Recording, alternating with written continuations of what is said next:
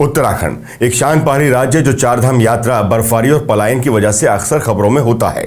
लेकिन अब जैसे जैसे समय आगे बढ़ रहा है, यहाँ एक और चीज धीरे धीरे तूल पकड़ रही है और वो है 2027 के लिए सत्ता की राजनीति।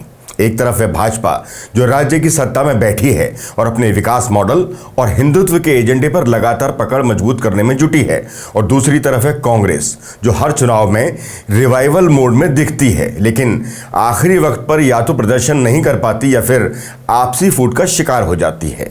अब फिर से सवाल खड़े हो रहे हैं कि इस बार भी 2017 और 2022 की तरह उत्तराखंड में 2027 का विधानसभा चुनाव भाजपा के लिए वॉकओवर होगा, या कांग्रेस इस बार वाकई कुछ बदल पाएगी, या फिर इससे इतर आंदोलनों से उपजा युवाओं का तीसरा मोर्चा दो राष्ट्रीय दलों के लिए कोई बड़ी चुनौती पेश करेगा।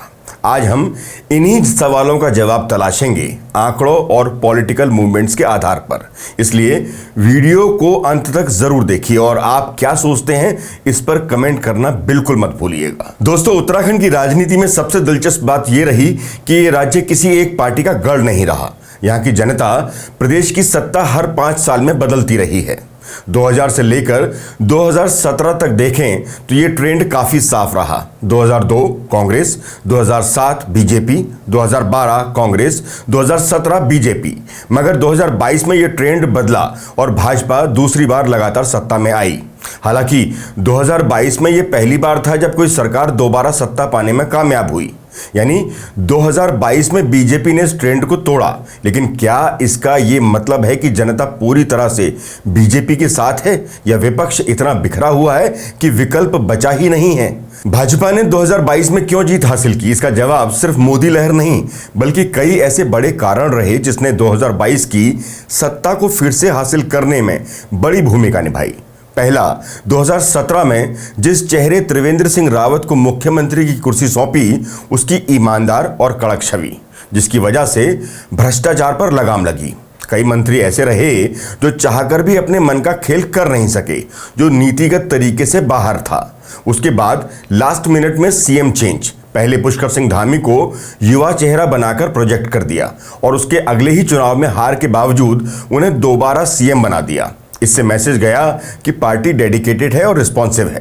इसके बाद लव जिहाद, जनसंख्या नियंत्रण, समान नागरिक संहिता यानी यूसीसी, इन मुद्दों को सांप्रदायिक ढंग से नहीं बल्कि सामाजिक सुधार के फ्रेम में रखकर जनता के सामने ले आए। इससे पार्टी ने अपना बेस मजबूत किया और इन सबसे इतर संगठन की ताकत।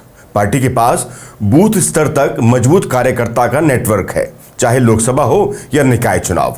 भाजपा के पास ग्राम प्रधान तक जोड़ने वाली रणनीति है, जहां विपक्ष अभी थोड़ा कमजोर है। अब बात करते हैं कांग्रेस की। 2022 में हार के पीछे 3 प्रमुख वजह थीं। नेतृत्व में असमंजसता, यानी कोई चेहरा तय नहीं। दूसरा, कोर कैडर कमजोर रहा। कांग्रेस के पास बूथ लेवल पर कोई मजबूत नेटवर्क नहीं था। कई जगह पर उनके उम्मीदवार नामांकन तक में झिझकते नजर आए। तीसरा, कमजोर campaign, social media, ground activism में कांग्रेस पिछड़ी रही। बाकी रही सही कसर उसके नेताओं ने टिकट के समय आपसी खींचतान में पूरी कर दी। जहां भाजपा प्रत्याशी प्रचार में उतरे रहे तो कांग्रेस के नेता दिल्ली के चक्कर काटते रहे। और इन सबसे भी बड़ी और महत्वपूर्ण बात कि जिसे प्रदेश कांग्रेस कमेटी के अध्यक्ष के तौर पर कमान सौंपी, उस पर 4 कार्यकारी अध्यक्ष बैठा दिए जो बस अपनी कुर्सी और कैबिन के चक्कर में ही उलझ कर रह गए। लेकिन इस सबके बाद भी एक बात है जहां थोड़ा कमाल कांग्रेस ने किया है, वो है वोट प्रतिशत का लगातार बढ़ना। यहां भाजपा का लगातार गिर रहा वोट प्रतिशत और कांग्रेस का बढ़ता वोट शेयर देखना जरूरी है। जरा आंकड़ों की गहराई में चले चलते हैं। इससे पहले 2017 में भाजपा ने 46.5% वोट शेयर के साथ 57 सीट जीती थी। वहीं कांग्रेस 33.5% वोट शेयर के साथ सिर्फ 11 सीट ही जीत पाई। भाजपा जहां इस चुनाव में 26 सीट के फायदे में रही तो कांग्रेस को 21 सीट का नुकसान उठाना पड़ा। उस समय कांग्रेस के दिग्गज नेताओं का पार्टी छोड़ के जाना भी इसका एक बड़ा कारण रहा, जबकि भाजपा को मोदी लहर का भी फायदा हुआ। लेकिन 2022 का चुनाव आते आते विधानसभा चुनाव में भाजपा को 70 में से 47 सीट मिली, जबकि कांग्रेस को 19। भाजपा एक बार फिर चुनाव तो जीत गई, लेकिन उसका वोट प्रतिशत गिरकर 44.30% पर आ गया, जबकि कांग्रेस का वोट प्रतिशत बढ़कर 38 के करीब हो गया। भाजपा कांग्रेस का वोट प्रतिशत अपने आप में बताता है कि ये अंतर बहुत बड़ा नहीं है। ये मामूली अंतर भी खत्म हो सकता था अगर आम आदमी पार्टी हार की बाजी खेलने के लिए मैदान में नहीं उतरती। आम आदमी पार्टी मैदान में तो आई, लेकिन केवल वोट काटने वाली पार्टी साबित हुई। आंकड़े ही बताते हैं कि कुछ जिलों में कांग्रेस की पकड़ आज भी मजबूत है, खासकर पौड़ी, नैनीताल और हरिद्वार में, जिसकी बानगी 2023-24 में हुए कुछ निकाय और हाल ही में हुए उपचुनावों में देखने को मिली है। कांग्रेस ने न केवल भाजपा को टक्कर दी है, बल्कि 2 विधायक भी कांग्रेस के जीतकर विधानसभा पहुंचे हैं। केदारनाथ उपचुनाव में भी कांग्रेस कैंडिडेट के वोटों में 7,000 के लगभग का इजाफा देखने को मिला है। इसके बाद निकाय चुनावों के आंकड़े हार के बावजूद भी कुछ ऐसा ही इशारा कर रहे हैं। इसका मतलब है कि अगर कांग्रेस नेतृत्व तय कर ले और समय रहते जमीनी तैयारी कर ले और उसके बाद उसके नेता अपने आंतरिक मतभेद सुलझा लें तो वो मुकाबले में आ सकते हैं। अगर ऐसा हुआ तो 2027 विधानसभा की लड़ाई एक तरफा तो नहीं होगी। अब मुद्दों की बात करते हैं। जन्म लेने के बाद से ही उत्तराखंड की सबसे बड़ी चुनौती है बेरोजगारी और भ्रष्टाचार। हाल ही में UKSSC और UKPSC के एग्जाम पेपर लीक घोटालों ने युवाओं का भरोसा तोड़ा है। लगातार होते पेपर कैंसिलेशन से युवाओं में नाराजगी है। भाजपा के लिए एक कमजोर नर्व पॉइंट है, जिसका कांग्रेस या कोई भी अन्य विपक्षी पार्टी फायदा उठा सकती है अगर सही रणनीतिक अमली जामा पहना सकें। इसके साथ ही उत्तराखंड का एक और बड़ा मुद्दा है पलायन। हजारों गांव खाली हो चुके हैं, विकास केवल शहरों में सिमटा है। अगर कोई पार्टी पलायन को चुनावी एजेंडा बनाए तो वो लंबे समय तक जनता का भरोसा जीत सकती है। इसका असर 2027 पर भी पड़ना लाजमी है। सवाल यही है, क्या कोई दल इन मुद्दों को भुना पाएगा? आम आदमी पार्टी की 2022 में एंट्री हुई थी, लेकिन एक भी सीट नहीं मिली। चुनाव के बाद पार्टी ने उत्तराखंड में कोई खास ध्यान दिया नहीं। बीएसपी का बेस भी सिर्फ हरिद्वार और उधम सिंह नगर के कुछ हिस्सों तक सीमित है। UKD यानी उत्तराखंड क्रांति दल, जो कभी एक ताकत थी लेकिन अब सिर्फ नाम है। तो क्या माना जाए कि एक बार फिर मुकाबला भाजपा बनाम कांग्रेस ही रहने वाला है? लगता नहीं है, क्योंकि 2027 के विधानसभा चुनावों में एक ट्विस्ट भी आ सकता है, और वो ट्विस्ट है तीसरा मोर्चा, जिसे प्रदेश के युवाओं ने खड़ा किया है, जिसका नेतृत्व बॉबी पवार, लूसन टोडरिया, मोहित डिमरी, त्रिभुवन चौहान, सुरेश सिंह और राम कंडवाल जैसे युवा कर रहे हैं। दोस्तों, यहां आपकी राय भी जरूरी है, जो आप हमें कमेंट बॉक्स के जरिए जरूर दे सकते हैं। उत्तराखंड की राजनीति में बेरोजगार संघ और उत्तराखंड स्वाभिमान मोर्चा, खासकर बॉबी पवार की अगुवाई में, अब एक ऐसा फैक्टर बनता चला जा रहा है जिसे नजरअंदाज करना 2027 के चुनाव में किसी भी पार्टी के लिए भारी पड़ सकता है। बॉबी पवार उत्तराखंड के एक उभरते हुए यूथ लीडर हैं, जो खासकर बेरोजगार युवाओं के हक और शिक्षा प्रणाली की खामियों को लेकर आंदोलनों की अगुवाई करते रहे हैं। वो खुद को किसी राजनीतिक पार्टी से नहीं जोड़ते, लेकिन फिर भी उनका जनाधार तेजी से बढ़ रहा है, खासकर 18 से 35 वर्ष के युवाओं के बीच। उनकी छवि एक जमीनी आंदोलनकारी की है, जो कैमरा फ्रेंडली नहीं बल्कि संघर्ष से निकला चेहरा है। UKSSC, UKPSC और अन्य प्रतियोगी परीक्षाओं में भ्रष्टाचार के खिलाफ उनकी सीधी लड़ाई ने उन्हें लोगों के दिलों में जगह दिलाई है।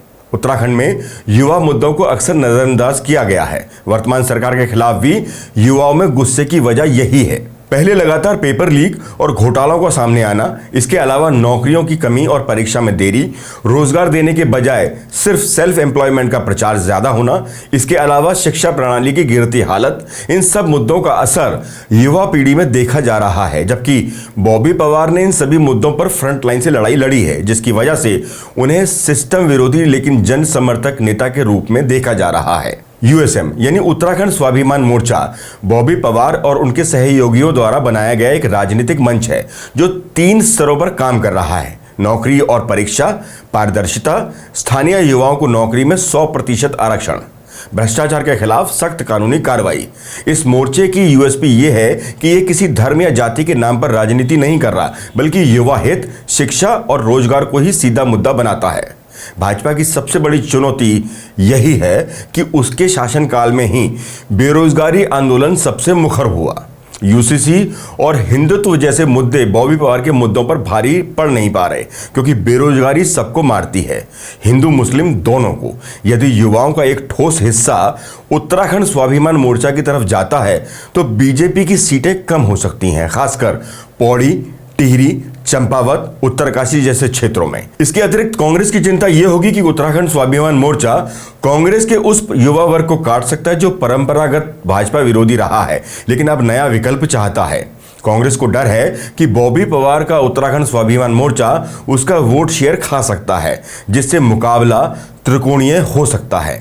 हालांकि उत्तराखंड स्वाभिमान मोर्चा और बॉबी पवार का ग्राउंड सपोर्ट बढ़ रहा है, लेकिन उनके सामने भी कुछ अहम चुनौतियां हैं। पहला, उसका कमजोर संगठनात्मक ढांचा, क्योंकि उनके पास अभी तक कोई मजबूत पार्टी मशीनरी नहीं है। दूसरा, फंडिंग और संसाधन की कमी, क्योंकि इसकी कमी से चुनाव में टिकना मुश्किल होगा जब तक आर्थिक सपोर्ट न मिले। तीसरा, राजनीतिक अनुभव की कमी। पहली बार लड़ने वाले उम्मीदवार अक्सर चुनावी गणित समझने में नाकाम हो जाते हैं। बावजूद इसके उत्तराखंड स्वाभिमान मोर्चा 2027 में हर विधानसभा सीट पर प्रत्याशी नहीं भी उतारता तो भी वो 10-15 सीटों पर वोट कटवा नहीं बल्कि किंग मेकर की भूमिका में आ सकता है। मान लीजिए कांग्रेस और भाजपा दोनों में से किसी को बहुमत नहीं मिलता और ऐसे में उत्तराखंड स्वाभिमान मोर्चा 2 या 4 सीटें जीत लेता है तो सरकार बनाने के लिए समर्थन उन्हीं से मांगा जाएगा और ये उन युवाओं के लिए ऐतिहासिक क्षण हो सकता है जो पहली बार जनता की आवाज को विधानसभा तक ले जा सकेंगे। अगर ये युवा मोर्चा विकल्प की राजनीति को पेश कर पाता है और संगठन को सही दिशा में ले जाता है तो आने वाले समय में उत्तराखंड में नई राजनीतिक इबारत लिख सकता है, लेकिन इसके लिए उनको अभी बहुत जमीनी मेहनत करनी पड़ेगी, क्योंकि सिर्फ आंदोलन से चुनाव जीता नहीं जाता। इसके लिए रणनीति, डेमोग्राफिक समझ और ग्राउंड कैडर चाहिए, जो उत्तराखंड स्वाभिमान मोर्चा को अभी बनाना है, क्योंकि ये तो तय है कि भविष्य की राजनीति अब सिर्फ धर्म और जाति से नहीं चलेगी, बल्कि रोजगार और शिक्षा की राजनीति ही अब आने वाले समय में सर चढ़कर बोलेगी भी और असर भी दिखाएगी। भले आसान न सही, पर 2027 विधानसभा चुनाव में उत्तराखंड स्वाभिमान मोर्चा उत्तराखंड की राजनीति को हिला भी सकता है। भविष्य में राजनीति के कई गठजोड़ भी दिखाई दे सकते हैं। हो सकता है यूकेडी उत्तराखंड स्वाभिमान मोर्चा और अन्य छोटे दल मिलकर चुनौती पेश करें, या फिर कांग्रेस इन सभी दलों को एक साथ लाकर भाजपा को बाहर करने की कोशिश भी कर सकती है। अगर ऐसा सच में होता है तो भाजपा के सामने बड़ी परेशानी 2027 में खड़ी हो जाए, इसमें अतिशयोक्ति होगी नहीं। फिलहाल मुख्यमंत्री पुष्कर सिंह धामी को फेस की तरह पेश किया जा रहा है। यूसीसी लागू करवाकर सरकार काम करती है का सिग्नल दे रही है। भाजपा संगठन मजबूत है। दूसरी तरफ कांग्रेस का संगठन भले कमजोर दिखाई दे रहा हो, लेकिन ग्राउंड पर सरकार के खिलाफ नाराजगी को भुनाने की संभावना जरूर है। अगर कांग्रेस ने खुद को संगठित किया तो बीजेपी को कड़ी टक्कर मिल सकती है और इन दलों की नई मुसीबत बनकर सामने खड़ा है युवाओं का संगठन। फिलहाल इस वीडियो में इतना ही। इस वीडियो में कुछ छूट जाए हमसे तो कमेंट बॉक्स के जरिए जरूर लिखें। आज के लिए बस इतना ही। नमस्कार।